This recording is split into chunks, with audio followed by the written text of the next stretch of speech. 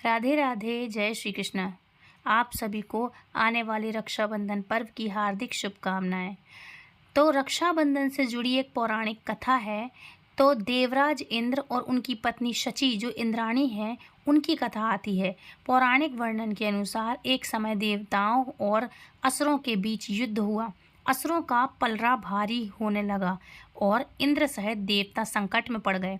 तब इंद्राणी ने लगभग विष्णु की आराधना करके एक रक्षा सूत्र प्राप्त किया और उसे इंद्र की कलाई पर बांधा। रक्षा सूत्र से प्रभाव देने वाला वो रक्षा सूत्र और देवताओं के पराक्रम से इंद्र युद्ध में विजयी हो गए। उनको विजय प्राप्त हुई, उनका राज्य उनको वापस प्राप्त हुआ।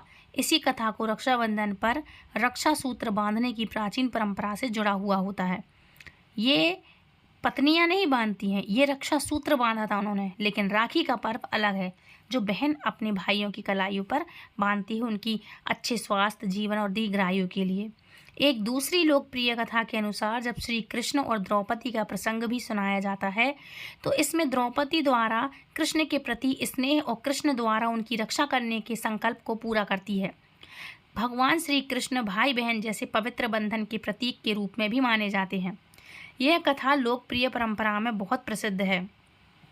भगवान श्री कृष्ण को एक बार चोट लग गई, तो द्रौपदी ने देखा कि भगवान श्री कृष्ण की उंगली में चोट लगी हुई है और उसमें खून रिस रहा है।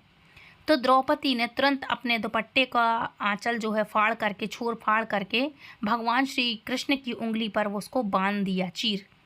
उसी चीर हरण के दौरान भगवान श्री कृष्ण ने हजारों गुना होकर उसकी रक्षा की, द्रौपदी की। तो इस तरह से एक भाई का अपनी बहन के लिए प्रेम भी दर्शाता है कि भगवान श्री कृष्ण ने द्रौपदी की रक्षा की। इसलिए भाई हमेशा अपनी बहन की रक्षा का संकल्प लेते हैं। रक्षाबंधन का महत्व क्या है? तो देखो, भाई बहन के अटूट रिश्ते, प्रेम और स्नेह का प्रतीक माना जाता है। बहनें अपने भाई की लंबी उम्र, अच्छे स्वास्थ्य और उज्जवल भविष्य की कामना करती हैं। भाई अपनी बहन को हर परिस्थिति में सुरक्षित रखने का वचन देता है। यह पर्व समाज में प्रेम, भाईचारा और पारिवारिक सौंदर्य की दृष्टि से मजबूत बनाता है। पूजा थाली कैसे करें आप सजाएं, और पूजा व राखी बांधने की विधि कैसी होनी चाहिए? तो देखो, प्रातः काल स्नान करके स्वच्छ वस्त्र धारण करें। पूजा की थाली सजाएं जिसमें रोली, अक्षत, चावल, ध्यान रखिएगा चावल साबुत होना चाहिए, कुमकुम, दीपक, मिठाई और राखी रखें। आप चाहें तो फल और मिठाइयाँ भी रख सकते हैं। और भाई को पूर्व या उत्तर दिशा की ओर मुख करके आसन पर विराजमान करवाएं और सबसे पहले इष्ट देव या भगवान गणेश का स्मरण करें। भाई के माथे पर कुमकुम और अक्षत का तिलक करें। भाई की दाहिनी कलाई पर वैदिक मंत्रों का उच्चारण करते हुए राखी रक्षा सूत्र अर्थात जो है उसको बांधें, बड़े ही प्यार और सम्मान के साथ।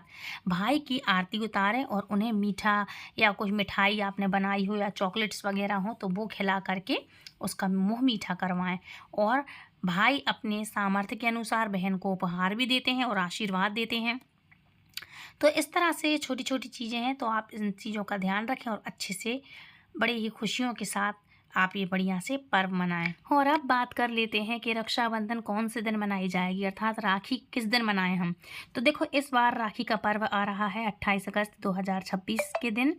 रक्षाबंधन का पर्व हर वर्ष श्रावण मास की पूर्णिमा के दिन मनाया जाता है।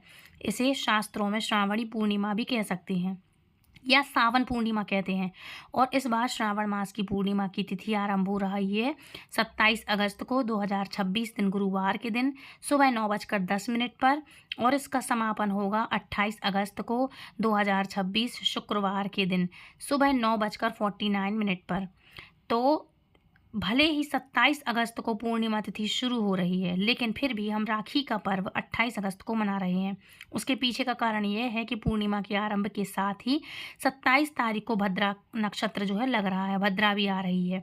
भद्रा लगने के कारण शास्त्रों का स्पष्ट आदेश है कि भद्रा काल में रक्षा सूत्र, राखी बिल्कुल भी नहीं बांधनी चाहिए, और इसलिए 27 तारीख को भद्रा पूरे दिन और संध्या समय तक बनी रहेगी। और इसका समापन होगा रात्रि में 9:34 पर, और रात के समय में तो वैसे भी राखी बांधना शास्त्रों के हिसाब से सही नहीं बोलते हैं, माना जाता है। तो रात में राखी ना बांधें, ये शास्त्रों में नहीं बताया गया है। तो यही कारण है कि इस बार हम रक्षाबंधन का पर्व 27 अगस्त को, भले ही पूर्णिमा है लेकिन फिर भी हम रक्षाबंधन का पर्व मनाएंगे 28 अगस्त 2026 दिन शुक्रवार के दिन।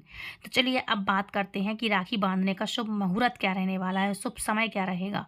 तो 28 अगस्त को सुबह 5:57 से लेकर के सुबह 9:49 के बीच में आप लगभग 3 घंटे 52 मिनट की अवधि में जो है आप रक्षा सूत्र का जो प्रोग्राम है कर सकते हैं, मतलब राखी बांध सकते हैं।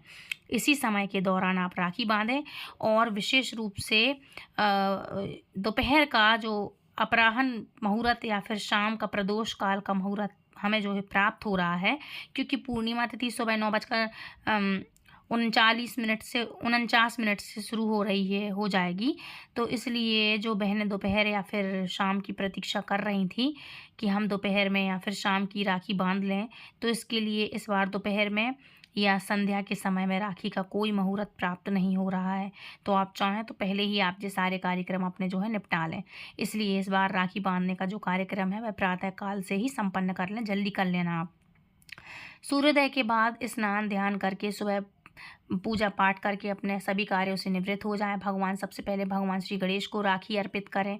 पाठ की राखी आती हैं जो आप अपने यहाँ घर में जो भी सभी देवी देवता हैं उन सभी के लिए आप पाठ की राखी अर्पित करें। भगवान को बढ़िया नहवा धुला के मंदिर की सफाई करके पूजा करें। चंदन, अक्षत, तिलक आरती भगवान की करें, पाठ की राखी चढ़ाएं, मिठाई का भोग लगाएं।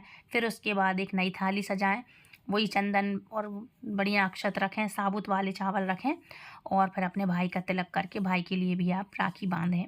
नारियल दे सकती हैं आप, साथ ही साथ फल मेवा मिठाइयाँ भी दे सकती हैं।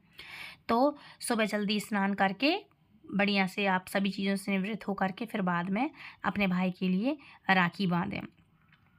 तो इस तरह से छोटी छोटी चीज़ें हैं आप करें और दूसरों को शेयर ज़रूर करिएगा शुभ मुहूर्त के बारे में। आई होप आपको वीडियो पसंद आया होगा। वीडियो पसंद आया तो please to like share and subscribe, और हमारे चैनल पर अगर आप नए हैं तो प्लीज़ हमें सपोर्ट करें और हमारे चैनल को भी आगे बढ़ने में हमारी हेल्प करें। मिलती हूँ नेक्स्ट वीडियो में, तब तक के लिए राधे राधे, हरे कृष्णा, जय श्री कृष्णा। सावन मास की आपको हार्दिक हार्दिक शुभकामनाएं और रक्षाबंधन की आप सभी माताओं भाई बहनों को हार्दिक हार्दिक शुभकामनाएं।